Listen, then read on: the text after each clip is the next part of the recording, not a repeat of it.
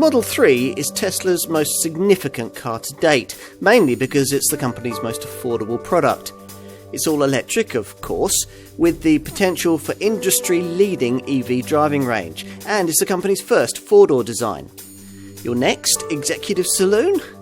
Middle management early adopters of new technology should form an orderly queue.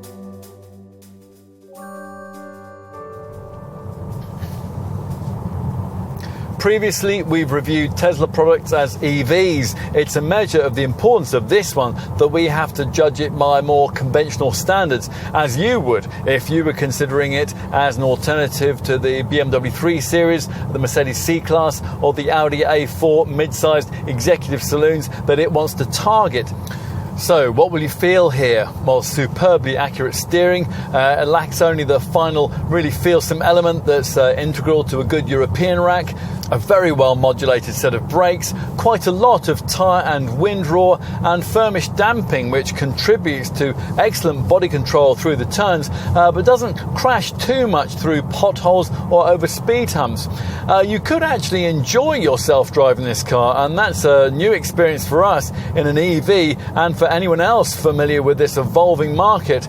The smooth linearity of the throttle helps, although it is still prone to lurch the car forward like a startled rabbit if it's used without due care.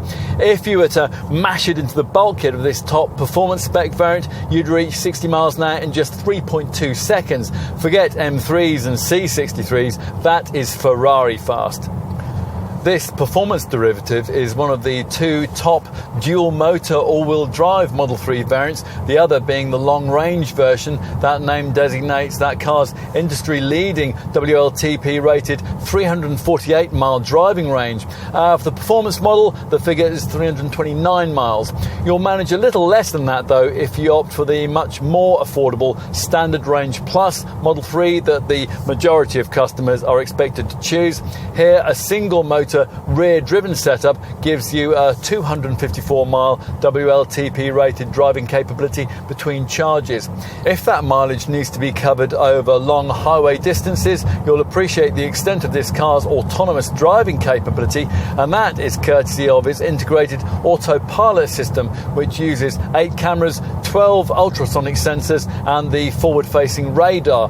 The resulting setup will position the car centrally within its lane, maintain a chosen speed, it will regulate the distance to the vehicle in front, and it'll even perform lane changes automatically. As with any EV, you'll mainly be plugging in and replenishing the car overnight using the garage-mounted wall box that you'll need. The Tesla brand, though, gives you a much wider range of options for public charging when you're out and about, thanks to 430 UK supercharger locations, which are exclusive to Tesla owners, which allow you to charge the battery up to 80% capacity in as little as 30 minutes. Plus, there are a further 550 less powerful, but still very useful, so-called destination chargers in clubs, hotels, and other public locations around the country. Thanks to CCS socket compatibility, your Model 3 can also be used at any public charging point too, and you'll make big savings in terms of your tax, VED and maintenance liabilities. It's a mark of Tesla's brand identity that even someone unacquainted with EVs would probably recognise this car's maker. They might perhaps be less likely to recognise it as a Model 3, although on closer inspection the cues are quite distinct, although they're still very much EV orientated. Starting here at the front, where this more affordable Tesla design sees no need for the decorative front grille that aimed to ease the Tesla transition for Model S and Model X customers graduating over from something more conventional. A little overtaking presence has been lost as a result. From the side, you notice the short bonnet. That's facilitated by the skateboard-style chassis, which locates the drivetrain and batteries as low as possible in the car, enhancing interior space and lowering the centre of gravity. From almost any angle, this car looks more like a hatch than a saloon, including from the rear. It's certainly very Model S-like. As with that car, Tesla has mounted the charging flap neatly into the offside rear light cluster, and this time they've made the socket inside CCS compatible, so a wider number of public charging stations can be used. Once inside, you'll find yourself seated in a cabin that's more minimalist than a Scandinavian loft. Well, in terms of button clutter anyway, there's nothing minimalist about this enormous 15-inch central touchscreen onto which virtually all the driving, comfort and infotainment features you'll need have been located. Beyond this, operating control provision has been kept to the absolute minimum, which is all well and good. But potential premium segment European buyer of this car is ideally going to want all that minimality to be accompanied by the kind of cabin quality and richness of interior design that the posh German brands offer. You don't really get that here, but compensatory technology is absolutely dripping from every menu, and pinch and swipe action is accessible through this enormously capable central screen. There's a superb Google Earth navigation system, all the usual infotainment stuff, and even arcade games. The driving position does sit you a little higher than the segment norm, and the lack of a central transmission tunnel frees up loads of space for extra useful stowage compartments. Right, time to take a look in the back. At first glance here, it all seems good, especially compared to the cramped rear quarters you get in a rival BMW 3 Series or Mercedes C-Class. Take a seat though, and you find that raised floor we mentioned matched with low set seats, and the result being that you sit with your knees slightly higher than they would normally be.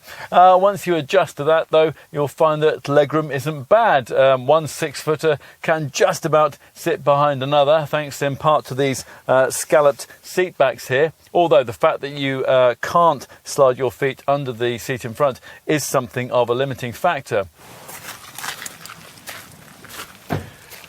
Finally, let's take a look in the boot. The capacity on offer here, 425 litres, is 55 litres less than you get from a BMW 3 Series or Audi A4, but only fractionally less than a Mercedes C-Class.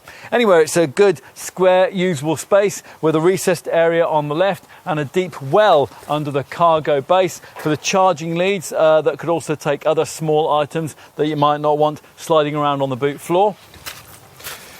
We'll finish with a look at the frunk, the fruit or whatever you want to call it, up front in the nose. Now, it can't quite swallow suitcases like the one in the Model S, but its 117 litre capacity is probably good for a couple of small squashy bags. A lot of people have a lot to say about Tesla and its co-creator Elon Musk. Here though, our job is to talk about the cars it makes, specifically this one, which has caused the brand more headaches than any other in its history. But then perhaps you would expect that. It's one thing to build relatively low volume cars that sell in the 75 to 125,000 pound bracket, but it's quite another to make one for the volume market, where per unit profits are lower and product scrutiny much greater. The Model 3 is that car, and on initial inspection, we think the signs here are good. You would have to like the cool, pared-back image of the Model 3 to want one, and you'd have to be forgiving of a few idiosyncrasies. But if none of that matters, then you'll find that what's on offer here is just as significant as it is ambitious. You'd expect that from the car that some said Tesla could never build, but it has, and you should try it.